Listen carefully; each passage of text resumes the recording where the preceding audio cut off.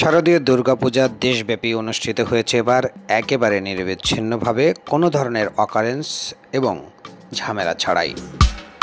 আর এর পিছনে যেমন আইন শৃঙ্খলা রক্ষাকারী বাহিনীর একটি বড় অবদান রয়েছে, ঠিক তেমনই অবদান রয়েছে বিএনপির অঙ্গ সংগঠন এবং নেতাকর্মীদের। বিএনপির ভারপ্রাপ্ত চেয়ারম্যান জনাব তারেক রহমানের নির্দেশে দেশব্যাপী সকল পূজা মণ্ডপেই বিএনপির নেতাকর্মীরা নিরবিচ্ছিন্নভাবে পাহারা দিয়েছেন এবং নিরাপত্তাটা নিশ্চিতের চেষ্টা করেছেন আইন শৃঙ্খলা রক্ষাকারী বাহিনীর সাথে একত্রিত হয়ে। এবার ঢাকা মহানগরীতে বেশ সংখ্যক পূজা মণ্ডপ হয়েছে এবং যেখানে সবাই খুবই নিরাপদে তার ধর্মীয় আরাধনা করতে পেরেছেন।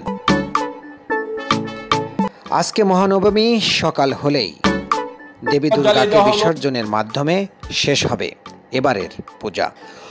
মহানবমীতে পূজা মণ্ডপে উপস্থিত হয়ে ঢাকা মহানগর উত্তর বিএনপির সাবেক আহ্বায়ক সাইফুল আলম নীরব বলেন, গত 16 বছর কোন ধর্মের মানুষই কিন্তু নিরাপদ ছিল না। শুধু হিন্দু ধর্মাবলম্বী নয়, মুসলমান ধর্মের বাইরে নিরাপদ ছিল না, মুসলমান ধর্মের আলেমরাও নিরাপদ ছিল না, বৌদ্ধ ধর্মের লোকজনও নিরাপদ ছিল না। আপামর বাংলাদেশের কোনো মানুষই কিন্তু গত 16 বছর নিরাপদে ছিল না।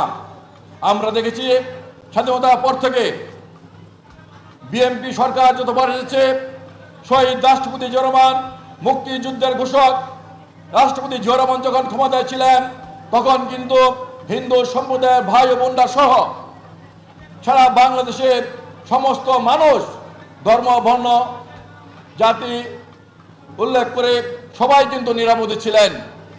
পরবর্তী পর্যায়ে আমাদের নেত্রী, দেশনেত্রী যখন খালেদা জিয়া বাংলাদেশের ক্ষমতায় ছিলেন, তখন কিন্তু সকল ধর্মের মানুষ নিরাপদে ছিলেন, নিরাপদে তাদের কাজকর্ম করতে পারছেন, তাদের ব্যবসা করতে পারছেন।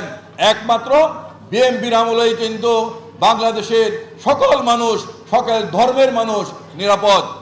পূজা মণ্ডপে উপস্থিত সনাতন ধর্ম অবলম্বীদের উদ্দেশ্যে এক বক্তব্যে সাইফুল আলম নীরব দাবি করেন, বিএনপি গণমানুষের দল।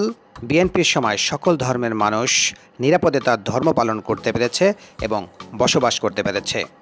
S M Mizanur Rahman, news channel BD, Dhaka.